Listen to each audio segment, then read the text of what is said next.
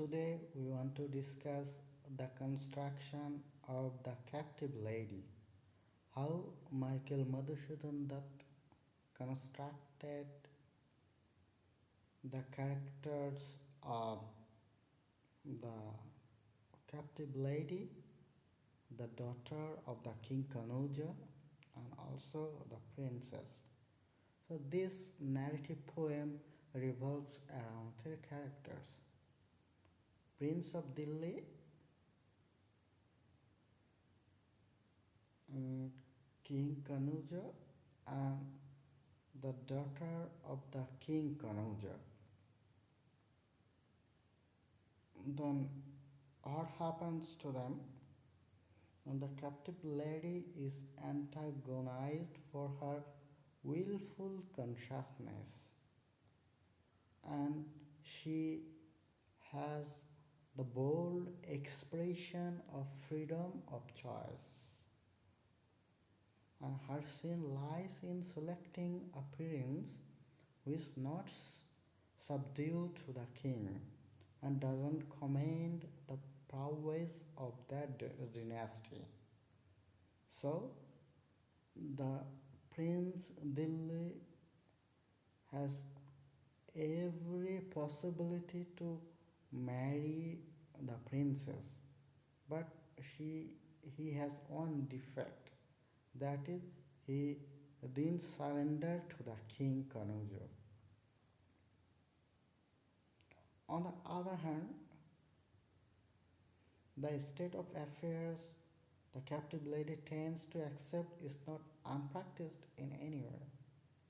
They do not emerge from the moving wheel of socially accepted norms and activities. She is a princess.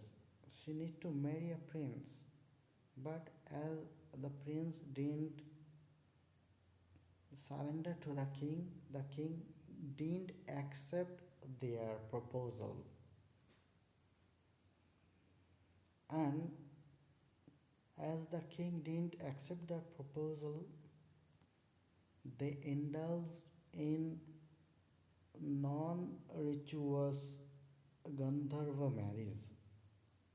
That is a type of sin for this type of people. But here is a notable thing that the marriage between Krishna and Rukmini falls in the Gandharva marriage. However, they are not stigmatized as Krishna is idolized, and any doubt about the action on the part of celestial Brahma is a type of blasphemy. So the fault in the captive lady and Prithviraj was the question of prestige for the bride's father, who earned unquavering support from all great kings and princes except Prithviraj.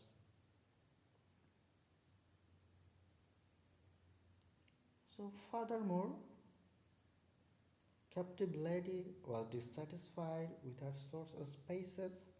She felt compelled to what was imposed by family and societal customs. She needed open spaces to fly like a winged bird. Prithviraj paved the way to liberated life for the princess. So, princess became bound to Prithviraj as Prithviraj made her choose the life of freedom, and also he laid her win over the wheel of consciousness. Then it happened that the king of Kanauja invaded the land of Prithviraj. They had a great battle, and Prithviraj was suspicious and speculated that he may be defeated. So he just suggested lady to flee the scene, but she didn't. Why? Because the king tends to embrace kingly death. The queen never tends to get apart from the man who ordained her freedom from captivity. So both of them could have fled, though it was stigmatized as cowardice for the king, though not a blunder for the queen.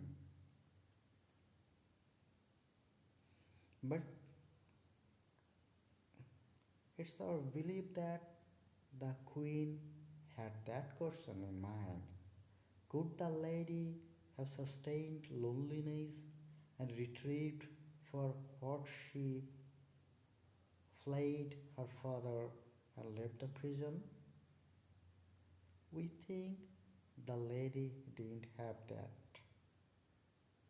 That's why she embraced the life of chivalry and death instead. To lead life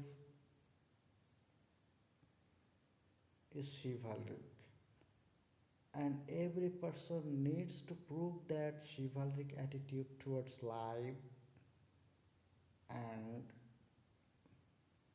secure love, freedom, life, and also death.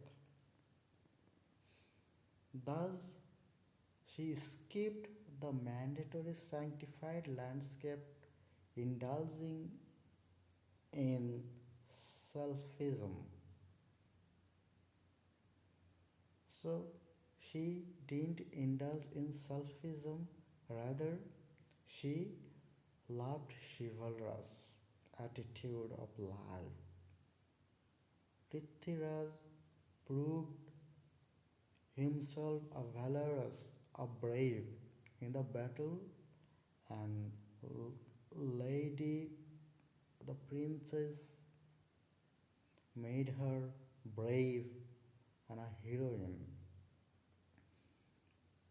without quitting the scene and by embracing death in that palace.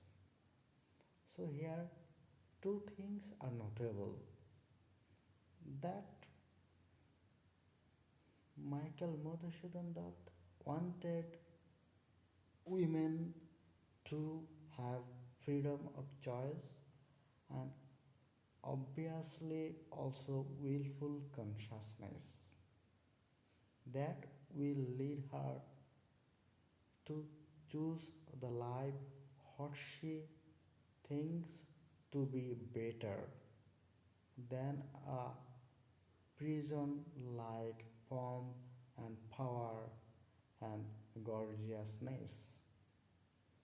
This is the theme of the Captive Lady, how Michael Madhusudan Dutt glorified the womanhood in her narrative poem, The Captive Lady.